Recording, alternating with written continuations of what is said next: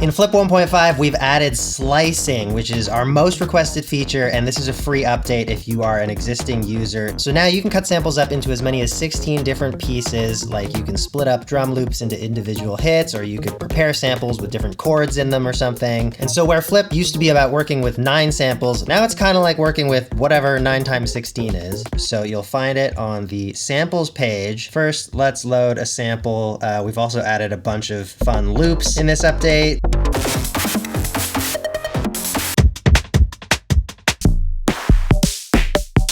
I'm gonna choose that one, and now we'll head over to the sample tab, and here you can change the mode of this track. So one shot is the default, you've got the looping mode, and then we have our new slicer mode. It's already pre-sliced into 16 segments as the default, but you can adjust how many slices here, and this evenly distributes any number of slices up to 16. Or if you tap this full screen button, you get this nice editing view to make things easier to work with. So it's pretty simple. When you've got the play button selected, you can tap anywhere to play your slices.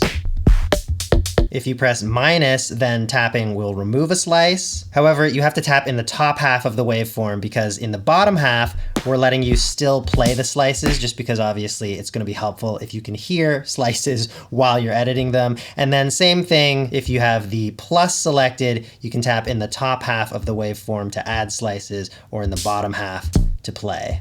And in any of these modes, you can zoom, you can navigate, and you can tap in the top area where the triangles are and drag to move a slice. You can also move slices and play slices from the smaller view, but it's just a little more finicky, especially if you're on a phone. I'm gonna reset to evenly spaced slices here, because this is a quantized loop of a beat. And I wanna show you the 3 different modes within the slicer mode that are found here. You've got trigger, gate, loop. So when you're on trigger, it just means that whatever you tap, that slice is going to play according to your envelope settings.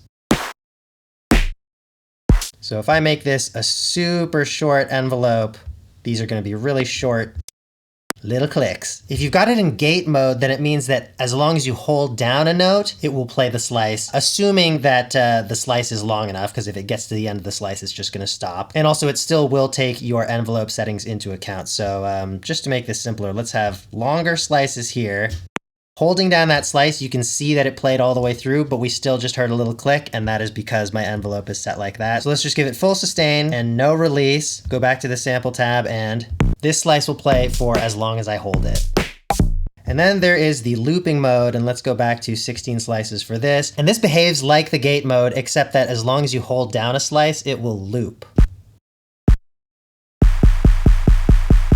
I'm gonna switch some of my settings back to be better for drum triggering. And let's go to the piano roll page. And if we go to the keys tab, where normally on a normal track like this one, you would have a keyboard, on our slicer track, you actually have a bunch of pads. And this will dynamically change depending on how many slices you have on your track. So here we have 16 pads because we've got 16 slices.